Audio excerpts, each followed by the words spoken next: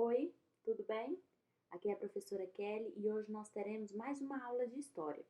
Na nossa aula de hoje, nós vamos falar sobre a formação da sociedade colonial. Então, como é que a sociedade brasileira, no período da colonização, ela se organizava? Então, vamos lá. A organização social, ela é marcada pelo etnocentrismo europeu. Vocês se lembram que etnocentrismo, né, é acreditar que uma origem, né, o local de onde você vem, o grupo ao qual você pertence, né, que você nasceu, faz com que alguém seja mais importante ou menos importante do que as outras. Então, os europeus, eles acreditavam que a sua forma de vida, a sua cultura, é que deveria se sobrepor, né, ao modo de vida, tanto dos africanos quanto dos indígenas. Nesse período colonial, nós vamos encontrar uma característica muito forte da hierarquia social, quer dizer, cada grupo possui uma posição e não há mobilidade, não existe a chance de quem nasceu em um grupo social inferior conseguir alcançar as altas classes. O poder político, econômico e social, ele era exercido pelo senhor de engenho, que tinha como característica ali ser um homem branco, católico, descendente de português ou de europeu, e ele era também a autoridade máxima de suas famílias. Ele tinha poder sobre todos. Então, era a liderança, né, política e social da época, era o senhor de engenho. Uma outra coisa que a gente pode abordar é que essa era uma sociedade escravocrata que utilizava a mão de obra escravizada, tanto do indígena quanto negra, né, principalmente a mão de obra dos negros, das pessoas vindas da África. Então, a relação entre os senhores e os escravizados era uma relação marcada pela humilhação e por castigos corporais. Um outro aspecto que a gente pode destacar dentro dessa sociedade é que ela tem como característica ser uma sociedade patriarcal. Quer dizer, o que é uma sociedade patriarcal? É uma sociedade dominada por homens. A figura do homem, do pai, era quem dominava os outros setores da sociedade, os outros integrantes da sociedade. Então, as mulheres elas eram submetidas ao poder dos homens, né? Sofriam inúmeros tipos de violência. Hoje a gente sabe que existem leis, né, que mesmo com todo esse empenho para diminuir, para acabar com a violência contra a mulher, ainda existem muitos casos. Antigamente, a lei, pelo contrário, ela apoiava certas atitudes violentas e criminosas, que hoje para nós é considerado um crime, contra as mulheres. Nessa época era naturalizado, era algo comum de se acontecer, né, e ninguém interferia ali nessas questões. Um outro aspecto que a gente pode destacar também sobre essa sociedade patriarcal, né, comandada aí pelos homens, é que as mulheres negras, indígenas e mestiças, elas eram as que mais sofriam, né, com esse patriarcalismo, pois elas tinham uma posição social já desfavorável, elas eram vistas, né, como um ser que não tinha valor, né, e era quem mais sofria com a violência, com a agressão, por parte aí desse comportamento machista, baseado aí no patriarcalismo, né, que era apoiado dentro da sociedade colonial. Bom, nós podemos destacar que a formação social da época, a sociedade era composta por senhores proprietários, né, os donos ali das fazendas e dos escravizados. Tinha o grupo também dos escravizados, que eram aquelas pessoas submetidas ao trabalho forçado, né, que eram vistas como mercadoria. Tinha também alguns trabalhadores livres que exerciam algumas funções, como, por exemplo, alfaiates, comerciantes, carpinteiros. Nos primeiros séculos dessa sociedade, ela foi muito marcada pela ruralização, pela vida no campo. Então, existiam as cidades, as vilas, só que elas eram inexpressivas, tá? A vida social se concentrava ali na zona rural. E ao longo dos séculos, a sociedade tornou-se mais complexa, né? A gente passa a ver outros grupos sociais, principalmente por conta desse processo de miscigenação, de mistura que foi ocorrendo entre os diferentes povos, né, que viviam aqui no Brasil, né, na colônia. Só que, infelizmente, os mestiços, que eles eram considerados, né, inferiores aos brancos. Então, mesmo que às vezes você tivesse um pai ou uma mãe, né, de origem europeia, nem sempre isso lhe garantiria uma condição boa na sociedade, né, se você tivesse uma raiz também, uma origem que fosse indígena ou africana. Os mestiços, eles tinham essa posição, né, inferiorizada, e só que essa miscigenação, ela possibilitou, né, trocas culturais entre os habitantes da colônia. Então, a sociedade brasileira, ela consegue ser rica, né, ter essa variedade de situações, de possibilidades, justamente por essa mistura. Só que a gente precisa destacar que esse processo, ele não ocorreu de forma harmônica, tá? Foram muitos embates, muitas disputas, né? Muitos desentendimentos entre os diferentes grupos sociais, mas ao longo do tempo o modo de vida, a cultura foi se misturando, né, até resultar no que nós somos hoje. Uma outra coisa também é destacar as formas de resistência à escravidão.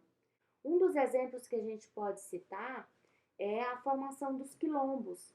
Tá? Os quilombos agrupamentos de pessoas oriundas de regiões aí da África, né, que buscavam uma forma de vida livre, né, longe lá das mazelas da vida de escravidão, né. Uma outra coisa também que a gente pode destacar foi o surgimento da capoeira, que é uma mistura de dança com jogo, né, com luta, arte marcial.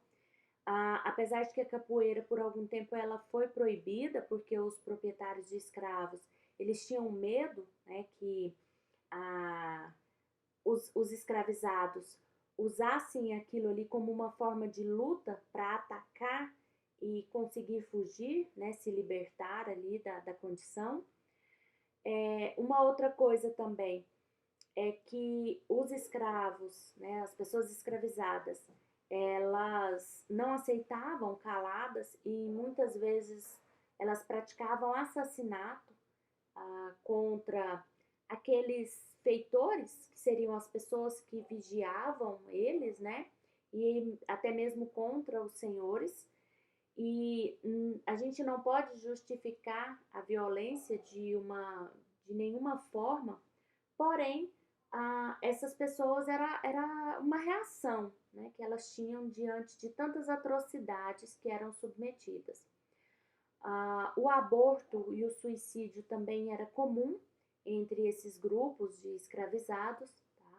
Tá? Muitas pessoas, muitas mulheres que se viam grávidas preferiam interromper a gravidez para não gerar um filho que nasceria na condição de escravo também. E o suicídio porque a angústia, a tristeza, o sofrimento ele era tão grande que muitas pessoas preferiam morrer, né, do que se submeter ali àquela condição de vida a qual eles estavam submetidos. A gente pode destacar também que, com o passar do tempo, algumas negociações foram feitas entre os senhores, né, e os escravos, para tentar amenizar esses conflitos, esses atritos que existiam ali, né, constantemente. A, a gente pode destacar nesse aspecto que alguns conseguiram fazer acordos com algumas concessões, dentre elas o descanso aos domingos e em feriados religiosos, né, para que as pessoas escravizadas também pudessem ter ali um momento de descanso, um momento de repouso. Poderia ter também algumas situações como a alforria, que era libertar essa pessoa escravizada, né, daquela condição, só que isso ocorria poucas vezes, era algo muito raro de acontecer, tá? Por quê, gente? Porque o escravizado ele era uma mercadoria dentro daquele contexto do período colonial, tá? Ele valia dinheiro. Então, o seu senhor, ele não tinha intuito de abrir mão, né, de algo que lhe trazia lucro. Então, por isso que a alforria era algo mais raro, né? O que a gente pode perceber que ficou de reflexo desse período colonial na nossa sociedade de hoje em dia é alguns aspectos que ainda estão muito arraigados na nossa vida, no nosso contexto. Aqui nós temos também uma imagem de trabalhadores no corte da cana, né, para depois que essa cana pudesse ser processada, ser levada lá para, né, na fabricação do açúcar. Temos aqui montados a cavalo, principalmente senhores e feitores, que era quem vigiava para que esses trabalhadores, né, não fugissem ali dessa. Ah, ele era quem vigiava mesmo, né? Cuidava para que eles não fossem embora. E aqui uma outra imagem também que nos mostra, né, o cotidiano ali da, da vida dessas pessoas, tá? E como eu estava dizendo, alguns reflexos desse período colonial que ficaram até os dias de hoje, a gente destaca o patriarcalismo. Então, a nossa sociedade ela ainda é muito voltada para a figura do homem, né? O homem branco, o homem que conduz, né? A vida política, a vida social, a vida familiar. Se bem que a gente já tem conseguido quebrar um pouco com esse padrão, né? O racismo, que ainda é muito presente na nossa sociedade, você tem ali alguns grupos sociais não sociais, perdão, alguns grupos étnicos que têm privilégios e outros que não têm, né, privilégio algum.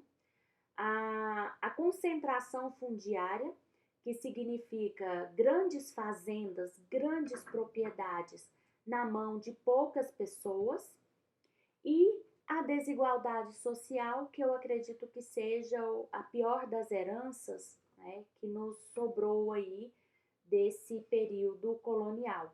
Então, nós temos aí grupos de pessoas muito ricas que levam uma condição de vida excelente, né? Que tem luxo, que tem fartura, e nós temos também grupos sociais que vivem em extrema dificuldade, né? Na pobreza, na miséria.